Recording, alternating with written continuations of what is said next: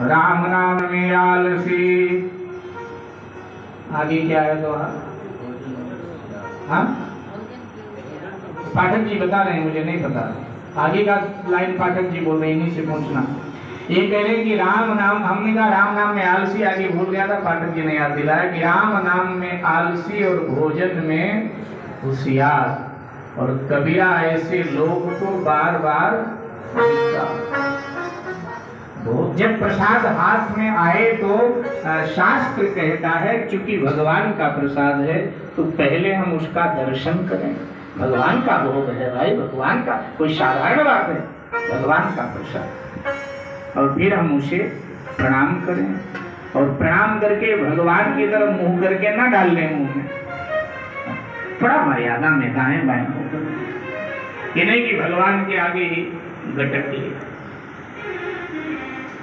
थोड़ा दाएं बाएं, थोड़ा मर्यादा रखें। अच्छा, प्रसाद में ही हम मर्यादा का उल्लंघन करते हैं। शास्त्र कहता है प्रसाद पाने का जितना पुण्य है पांव के नीचे आ जाए तो कई गुना ज्यादा पाप है। इसलिए प्रसाद शब्द अब उसके साथ जुड़ गया है तो कृपया कोशिश करें पांव में ना। प्रसाद को प्रसाद भाव से ले, प्रसाद को भोजन भाव से नहीं लेना चाहिए। प्रसाद को आप भोजन भाव से ले रहे हो तो अपराध कर रहे हो। अरे भोजन को भी प्रसाद भाव से लो तो भोजन करके भी आपका व्रत है। आपने भोजन कर लिया फिर भी व्रत है आपका, क्योंकि आपने भोजन को प्रसाद भाव से लिया है कि ये प्रभु का प्रसाद है, इसलिए इसको ग्रहण करें। कई बार लोग प्रसाद लेने में बड़ी चालाकी दिखाते हैं। एक जगह प्रसाद बन रहा था, एक साहब चालाकी कर रहे थे, दाहिना हाथ आगे बढ़ाया, प्रसाद वाले ने प्रसाद दिया, लोभ आ गया थोड़ा और ले ले, तो धीरे से हाथ पीछे कर लिया और माया फिर बढ़ा दिया, तो पीछे हाथ किया, कुत्ता प्रसाद झपट कर भाग गया, आगे हाथ किया तो प्रसाद वाले ने कहा खत्म हो गया, वो है ही नहीं, तो बिना प्रसाद ही के साथ को घर को आना पड़ा। तो ऐसे नहीं करना चाहिए, भाव से प्रसाद लेना चाहिए। तो तीनों रानियां प्रसाद का दर्शन कर रही थी। पौराणिक कथा कहती है, मानस का ऐसा वर्णन नहीं है, पौराणिक कथा कहती है कि चील नाम का एक पक्षी सुमित्रा अम्बा के हाथ से प्रसाद झपट के भाग गया।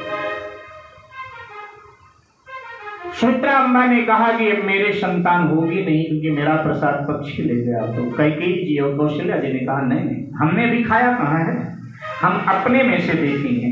और दोनों ने थोड़ा थोड़ा अपने में से दिया। और ध्यान दीजिएगा, प्रसाद जितना ज्यादा बटेगा उतना ज्यादा आपके लिए भी कल्याणकारी है, और जिसे आप दे रहे हो उसके लिए भी कल्याणकारी। प्रसाद जितना ज्यादा बटे, जितना ज्यादा आप अपने लिए ले गए उसमें से परिवार को दें और ज्यादा है, पड़ोसी को दें और ज्यादा है, और लोगों को बांट। प्रसाद फेंके ना, बस प्रसाद फेंका न जाए।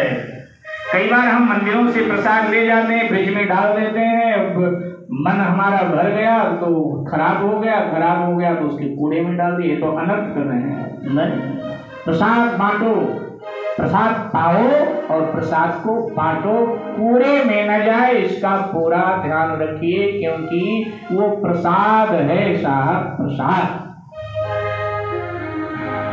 तो दोनों ने अपने में से दिया थोड़ा थोड़ा।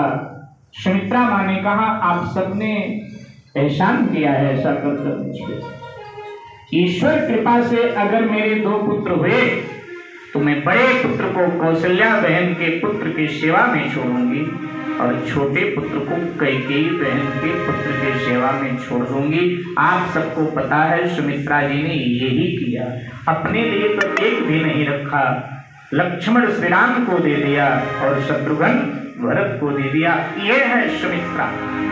सुमित्रा जी और उनका पूरा परिवार बड़ा अद्भुत है साहब, और सब अद्भुत है, कोई किसी से कम नहीं है। हाँ, इन पात्रों पर तो एक एक पात्र पर 9-9 दिन कथा कही जाए तो इनकी महिमा कुछ थोड़ी बहुत समझ में आए। चाहे वो सुमित्रा माँ है, चाहे लक्ष्मण है, चाहे शत्रुघ्न है, चाहे भरत है, चाहे उर्मिला है, मांडवी है, शत्रुघ्न है, श्रुतिकीर्ति, सब महानता के शिखर पर बैठे हुए, सब महानता के शिखर। तो तीनों रानियों ने प्रसाद का भक्षण किया, गर्भावस्था का अनुभव किया। वो प्रसाद का क्या हुआ जो पक्षी ले गया? तो पौराणिक कथा कहती है कि वो प्रसाद पक्षी लेकर उड़ा जा रहा था। अचानक चोंच ढीला हुआ। प्रसाद कोई साधारण तो था नहीं, असाधारण प्रसाद था ना। तो जैसे चोंच ढीला हुआ पक्षी का, प्रसाद नीचे गिरा। अंजनी माँ एक पहाड़ी पर बैठकर भगवान शंकर की आराधना कर रही थी, शिव जैसा मुझे बलवान पुत्र प्राप्त हो, और वो प्रसाद उनके हाथ में गिरा। तत्वार्थ रामायण में भी ये घटना आती है, अंजनी माँ के हाथ में गिरा।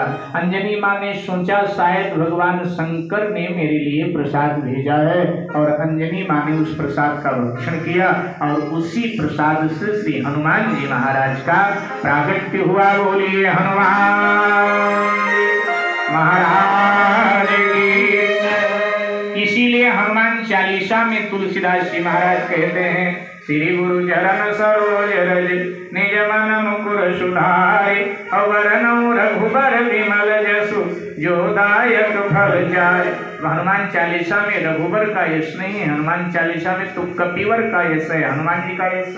लेकिन तुलसी जी ने कहा रघुबर, तो तुलसीदास जी से पूछा गया हनुमान जी के लिए तो कपिवर शब्द आपको प्रयोग करना चाहिए, ये हनुमान जी रघुवंशी तो है नहीं, वो तो कपिवंशी हैं, और रघुवर शब्द तो रघुवंशियों के लिए प्रयोग होता है। तो कहा देखो भाई, जिस प्रसाद से रघुवर राम लक्ष्मण भरत शत्रुघ्न प्रकट हुए हैं, उसी प्रसाद से हनुमान जी भी प्रकट हुए हैं, इसीलिए मैंने हनुमान जी को रघुबर कहा।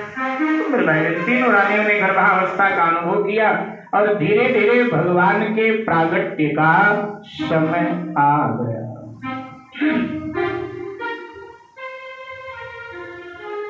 मेरे भाई बहन, भगवान अवतार लेने के लिए आगे बढ़े, और जब भगवान अवतार लेने के लिए आगे बढ़े तो सभी तिथियां कतार में खड़ी हो गई। हर तिथियां धन्य होना चाहिए, कतार में